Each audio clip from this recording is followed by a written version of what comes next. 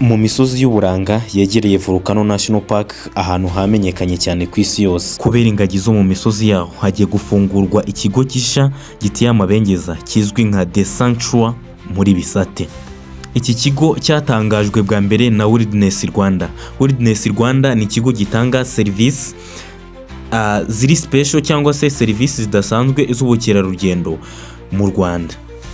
Iki kigo biteganijwe ko kizafungura imiryango mu Kuboza muri uyu mwaka wa 2025.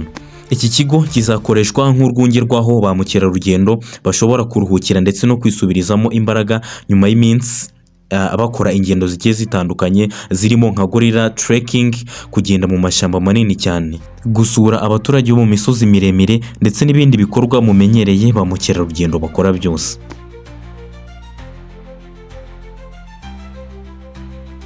Iki kigo giteganya gutanga ubunararibonye burambuye ku bagenzi bifuza kwiyitaho ndetse no kuruhuka mu buryo budasanzwe.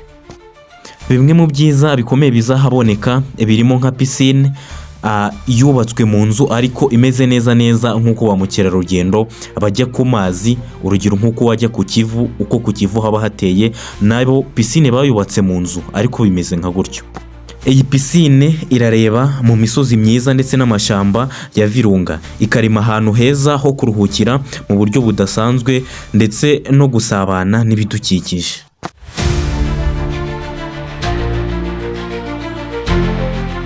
Igice cya kabiri kigizwe na ice bath ndetse na steam room.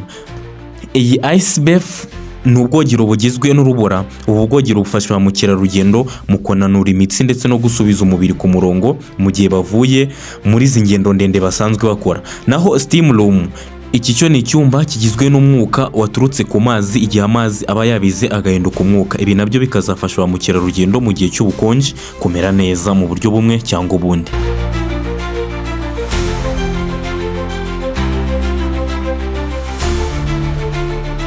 Igice cya gatatu ni meditation pods ndetse na yoga deck.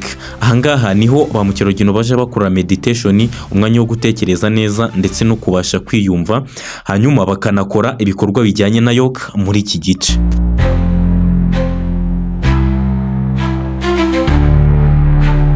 Igice cya kane ni gym ifite ibikoresho byuzuye naho gutanga massage ndetse n'ubuvuzi bw'ibanze. Ni ukuvuga ngo iki cyumba kizajya gitangirwamo serivisi zitandukanye. Nta nubwo ari icyumba kimwe, ni ibyumba byinshi. Hari ibyajya bikorerwamo za massage, ibijyajya bivurirwamo ba mukerarugendo bafite utubazo tujyanye n'umubiri, ndetse n'ibindi bizajya bikorerwamo imyitozo, kuko birumvikana ni gym, hakajya hakorerwamo imyitozo runaka itandukanye.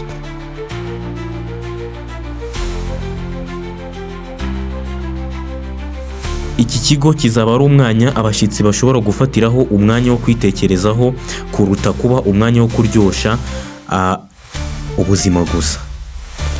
Iki kigo The Sanctuary muri bisate i Musanze kizongera cyangwa se kizagira uruhare n'ubundi rukomeye mu bukerarugendo, kuko luxury safaris cyangwa se ubukerarugendo nk'ubu ngubu bwimbitse kandi buhenze bufatwa nk'ubuzima bwiza ndetse no kwita ku bidukikije.